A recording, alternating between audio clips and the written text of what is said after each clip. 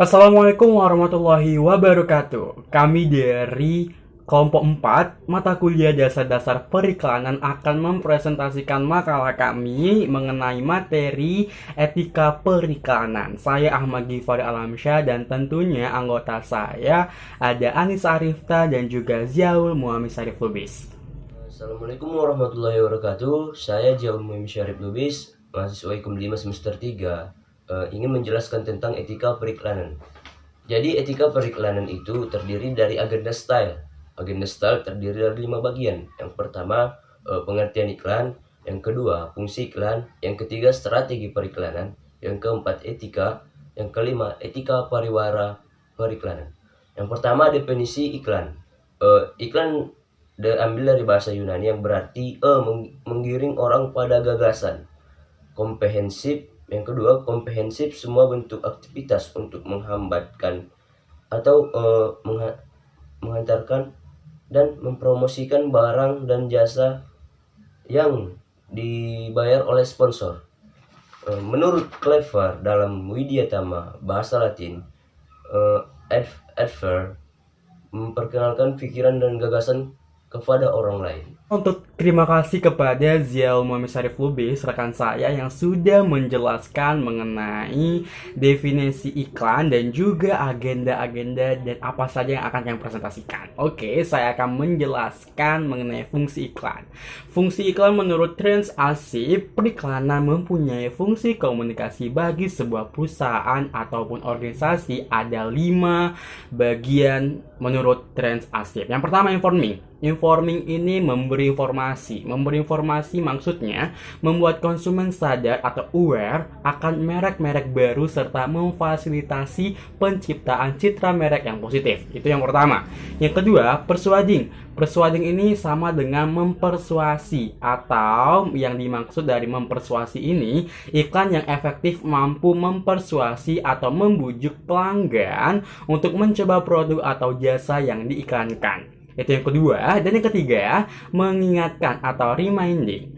Maksudnya dari mengingatkan ialah iklan menjaga agar merek perusahaan tetap segar dalam ingatan konsumen. Oke. Yang keempat, adding value atau memberikan nilai tambah. Maksudnya periklanan memberikan alih tambah pada merek dengan mempengaruhi persepsi konsumen. Dan yang kelima, yang terakhir adalah assisting atau mendampingi. Maksudnya peran utama periklanan adalah sebagai pendamping yang memfasilitasi upaya-upaya lain dari perusahaan dalam proses komunikasi pemasaran. Itulah kelima dari fungsi iklan menurut Terence Asip. Terima kasih. Setelah kita sudah membahas mengenai fungsi iklan, saya akan melanjuti materinya apa saja yang akan dibahas tentang etika periklanan. Oke, mengenai strategi periklanan, tentu saja sebuah iklan harus memikirkan strategi nih. Sebuah perusahaan atau organisasi harus memiliki strategi apa yang bisa membuat produk atau bahan yang mau dijual akan layak dipandang oleh konsumen. Agar terrealisasikan rencana periklanan ke dalam tindakan, hal yang diperlukan adalah ada 3 bagian. Yang pertama, evaluasi dengan cermat tentang perilaku pelanggan yang berkaitan dengan merek. Yang kedua, evaluasi mendetail tentang kompetisi. Yang ketiga, upaya yang terkoordinasi untuk menyatukan program periklanan yang diusulkan. Itu adalah ketiga dari strategi pemasaran untuk sebuah perusahaan atau organisasi. Tentu memiliki strategi-strategi dalam sebuah periklanan. Oke, materi selanjutnya akan dijelaskan oleh rekan saya Anissa Arifta. Selanjutnya saya akan menjelaskan tentang etika pariwara pada iklan.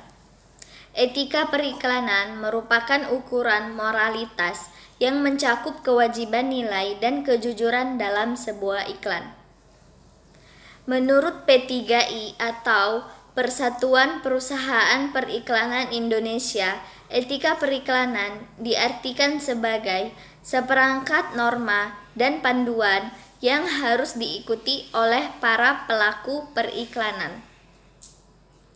Etika dalam iklan juga harus sesuai dengan integrasi, interkoneksi sesuai dalam Quran Surah An-Nur ayat 13.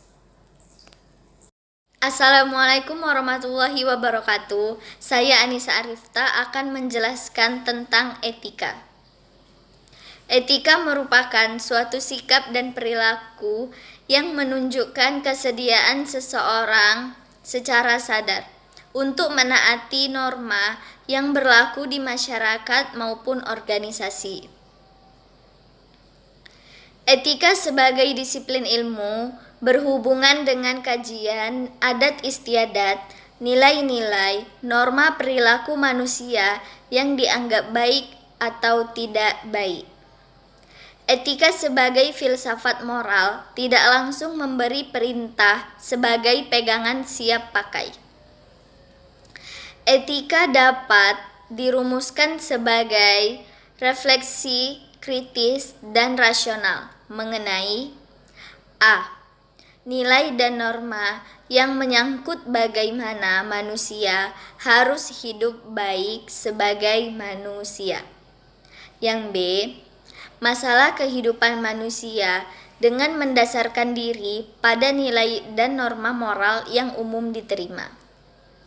Bagian terakhir dari penjelasan saya yaitu kesimpulan bahwa dalam periklanan kita tidak dapat lepas dari teori yang diterapkan, etika, hukum, dan undang-undang yang berlaku, di mana di dalam iklan itu sendiri mencakup pokok-pokok bahasan yang menyangkut reaksi kritis masyarakat khususnya di Indonesia.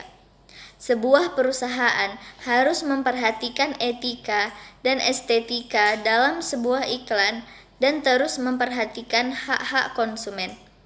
Menjaga etika sangatlah penting agar terciptanya iklan-iklan yang baik dan mendidik.